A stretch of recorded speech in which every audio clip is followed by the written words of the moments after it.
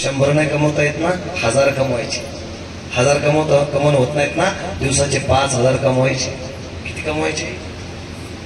10,000 50,000 रुपये रोज कमवायचे.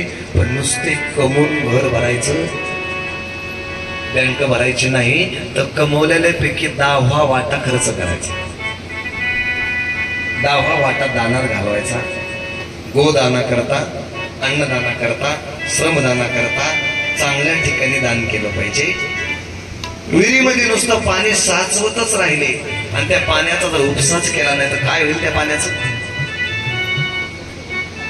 पाणी खराब होईल, दूषित होईल, शेवाळ लागल त्या पाण्याला. शेवाळ लागल का नाही त्या पाण्याला? शेवाळ. पाण्याचा काय नाही केल्यावर पाणी जर विहिरीत उपसलं नाही तर पाणी खराब होईल आणि खराब होऊन पेनाराला रोग बनविल.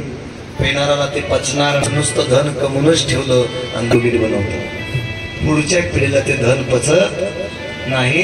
नुसतं कमवायचं नाही तर त्याच्यातला 10वा वाटा खर्च करायचा. म्हणून आमच्या आईने, या कानडे परिवाराने या ठिकाणी आपल्या कमवलेल्या इष्टितेतून, कमवलेल्या धनातून हा मोठा कार्यक्रम गेले 3 वर्षापासून चालू आहे. त्यांना कळालंय दानामध्ये काय शक्ती आहे. आणि दान दिल्याने दान वाढत असतं.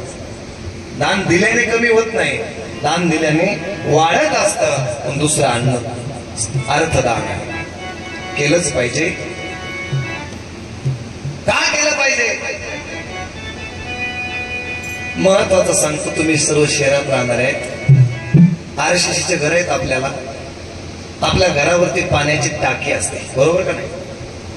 आणि प्रत्येक पॉईंटला नळ काढलेला असतो. घरामध्ये, बाथरूम मध्ये असतो, किचन मध्ये असतो, प्रत्येक ठिकाणी